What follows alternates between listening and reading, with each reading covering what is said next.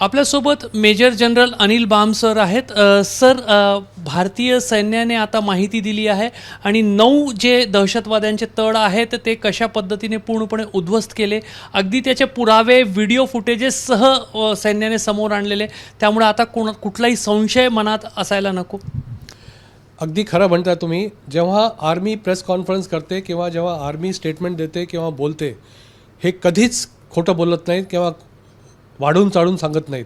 ह्याच्यावरती आर्मीवरती विश्वास करणं खूप जरुरी आहे.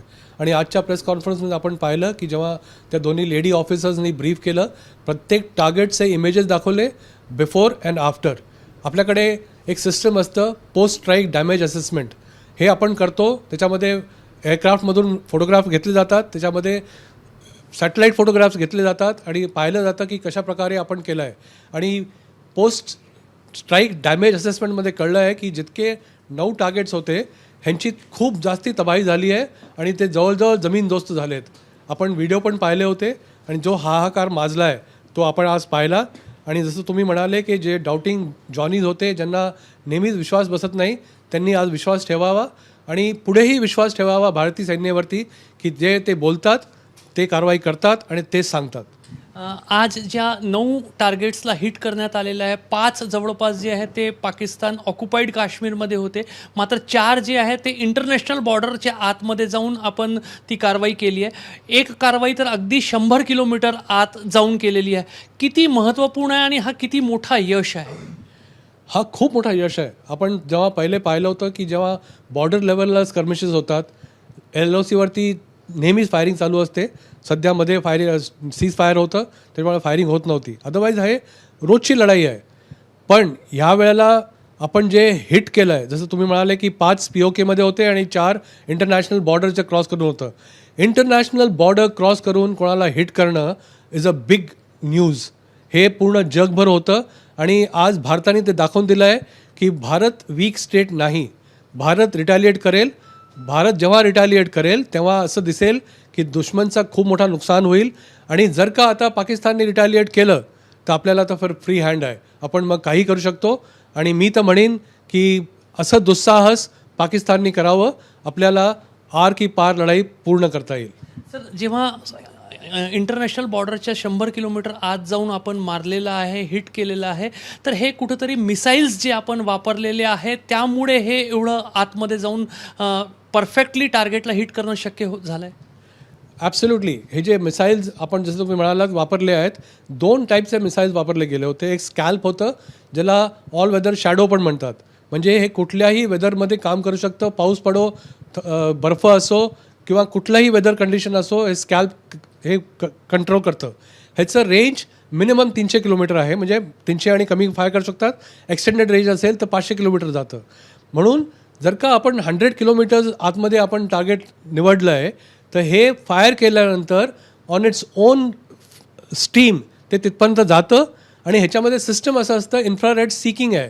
हे काही एमिट करत नाही, हे फक्त ॲब्झॉर्ब करतं. त्याच्यामुळे 2 गोष्टी आहे. हे क्रूज मिसाईल आहे. हेच एक लो हाईटला हे फ्लाय करतं. टेरेन मॅपिंग म्हणतात त्याला, कंटूर फ्लाईंग म्हणतात. म्हणजे समजा त्याची हाईट 250 मीटर्सवरती असेल तर ते नेहमी 250 मीटर्सवरती फ्लाय करतं. मध्ये कुठली पहाडी आली तर तेवढाच वरनं ते पहाडीच्या वरती 250 मीटर जातं आणि त्या हाईटवरती फ्लाय करतं. त्याच्यामुळे रडारला पकडणं शक्य नाही आहे. ह्याचं रडार सिग्नेचर ऑलमोस्ट 0 आहे. आणि जेव्हा ते टार्गेट इन्फ्रारेड सीक करतं, आपल्या स्टोर्ड टार्गेट डेटामध्ये ते कम्पेअर करतं आणि त्यांना कळतं की हाच तो टार्गेट आहे, ते जाऊन त्याला हिट करतं. अँड ॲट अ स्कॅल्प पण ब्रह्मोस पण तेच टेक्निक आहे आणि स्कॅल्पचं पण तेच टेक्निक आहे. आणि ते जेव्हा हिट करतं तेव्हा ते बर्बाद करतं. तर हे मिसाईल्स जे आहेत ते हे जमिनीवरून मारण्यात आले असतील किंवा विमानातून हे टार्गेट हिट करण्यात आले? स्कॅल्प मिसाईल जे आहे ते एअर टू ग्राउंड आहे. तर 100% ते विमानामधनंच फायर केली आहेत आणि रफायल एअरक्राफ्टमध्ये हे लोड करण्याची क्षमता आहे. एक जी माहिती येत आहे, मौलाना मसूद अझहर जो एक मोठा दहशतवादी आहे आणि भारताच्या वॉन्टेड लिस्टमध्ये आहे, त्याच्या कुटुंबातील 14 लोक जे आहेत त्यांना न्यूट्रलाइज करण्यात, त्यांना कंठस्नान घालण्यात यश आलेलं आहे. त्याचे अनेक कुटुंबीयसुद्धा दहशतवादी संघटनांमध्ये काम करत होते. त्याचा भाऊ आणि इतर निकटवर्ती जे ते मारले गेल्याची माहिती आहे. मौलाना मसूद अझहर हा जैश ए मोहम्मदचा चीफ आहे आणि आता आपल्याला कळलं आहे की त्याचं घर नस्तानाबूत झालं आहे, पूर्ण जमीन दोस्त झालं आहे. त्याच्यामध्ये जे फॅमिली मेंबर्स होते जवळजवळ 14 असा रिपोर्ट आहे जे की संपुष्टात आले आहेत. एका दहशतवादीला जेव्हा त्याच्या फॅमिली मेंबर्सला हिट होतात तेव्हा त्याला त्याची झळ पोचते आणि ही झळ नक्की त्याला पोचणार असेल आणि जिथे कुठे तो लपून बसलेला असेल I am sure the Indian arm forces त्याला परस्यू करतील, त्याला पाठलाग करतील आणि त्याला पकडून त्याला संपवतील. एक हायपोथेटिकल प्रश्न, पाकिस्तान रिटेलिएट करेल अशी शक्यता वर्तवली जात आहे. भारताने जेव्हा हे हल्ले केले आहे, भारताने दहशतवाद्यांच्या लॉन्चपॅडवर हे हल्ले केलेले आहे. मात्र जेव्हा पाकिस्तानकडून काही कारवाई झाली तर भारताच्या कुठल्या तरी सिव्हिलियन किंवा अशा गोष्टींवरती कारवाई केली जाईल तर तो पाकिस्तानकडून एक दुस्साहस आणि एक हल्लाच असेल. म्हणजे एका प्रकारे भारतावर हल्लासारखीची स्थिती राहील पाकिस्तानने जर रिटेलिएट केलं तर. आपण जे हल्ला केला आहे आपण नोटीस करा की आपण कुठल्याही मिलिटरी इन्स्टॉलेशन किंवा स्ट्रॅटेजिक इन्स्टॉलेशनवरती हल्ला नाही केला आहे. आपण खूप संयम बाळगून रिस्ट्रेंटनी फक्त पाकिस्तानचे टेरर आउटफिट्स होते, त्यांचे कॅम्प्स होते, त्यांचे ट्रेनिंग एरियाज होते, त्यांना हिट केलं आहे. आता पाकिस्तानची कोंडी पहा की त्यांना ॲक्सेप्ट करता येत नाही की ते टेरर कॅम्प होते, आम्ही पाहत नाही. त्यांना डिसोन करता येत नाही. टेरिटरी त्यांची आहे, तिथे हिट केलं आहे, हे ॲक्सेप्ट झालं आहे. इंटरनॅशनल लेवलवरती त्यांची किती नाशक्की होत असेल जर का त्यांनी रिटॅलिएट केलं की, कारण कुठला देश असा स्वाभिमानी देश असेल की ज्याच्यावरती अटॅक झाला आणि तो रिटॅलिएट नाही करणार. त्यांनी रिटॅलिएट केलं तर आपल्या बॉर्डर एरियाजवरती फायर करेल किंवा डेप्थमध्ये फायर करेल आणि तो भारतावरती हल्ला असेल आणि मग भारत सज्ज आहे. जेव्हा भारताने कारवाई केली आहे तर पुढची कारवाई ऑलरेडी वॉर गेम झालेली असते आणि आपण काय करू शकतो आणि काय करू हे पाकिस्तानला कळेल जेव्हा ते रिटॅलिएट करतील.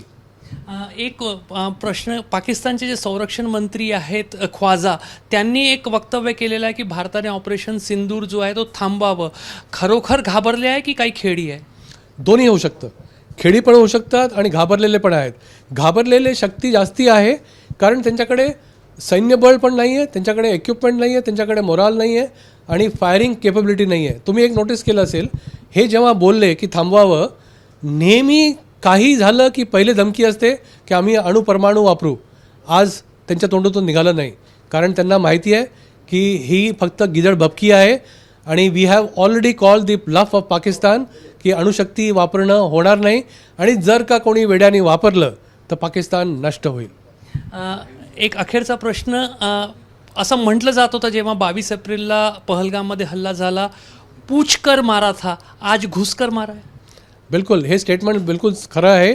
त्या दिवशी 22 एप्रिलला पूछ के मारा था, आज हमने घुस के मारा है. आणि आपण घुसून मारणार हे नक्की आहे आणि ह्याची खात्री पाकिस्तानला आहे. म्हणून आता पाकिस्तान बिथरला आहे, घाबरला आहे आणि लो मोराल आहे. आज 2 महिला अधिकाऱ्यांनी ब्रीफिंग केली. आपण सैन्य दलात अनेक वर्ष काम केलेलं आहे. किती महत्त्वपूर्ण होता आजचा दिवस? 2 महिला अधिकाऱ्यांनी ब्रीफिंग केली कारण अनेक महिलांच्या मस्तकावरचा सिंदूर पुसलं गेला होता पहलगामच्या हल्ल्यात. मी पाहिलं आहे की जेव्हा कधी असं काही होतं हे सगळं इंडिकेटिव्ह असतं. ह्याचा मेसेज आणि ह्याचा अर्थ खूप दूरगामी असतो.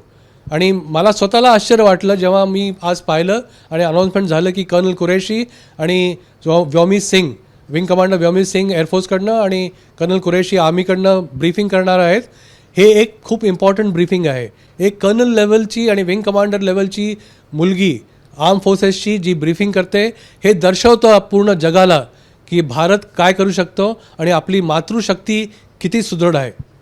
तर जे काही स्ट्राईक्स करण्यात आलेले आहेत त्याचा सैन्याने भक्कम पुरावा दिलेला आहे. त्यामुळे जे कोणी संशय व्यक्त करणारे आहेत त्यांना एक सडेतोड उत्तर सैन्याच्या प्रेस ब्रीफिंगमधून मिळालेलं आहे. आणि या प्रेस ब्रीफिंगमध्ये 2 महिला अधिकारी येऊन ब्रीफिंग करतात. हे सैन्याच्या दृष्टिकोनातूनही ऐतिहासिक आहे आणि एक विशिष्ट संकेत भारताकडून आज संपूर्ण जगाला देण्यात आले. कॅमेरामॅन अतुल हिरडेसह रजत वशिष्ठ, एबीपी माझा, नागपूर. एबीपी माझा, उघडा डोळे बघा नीट.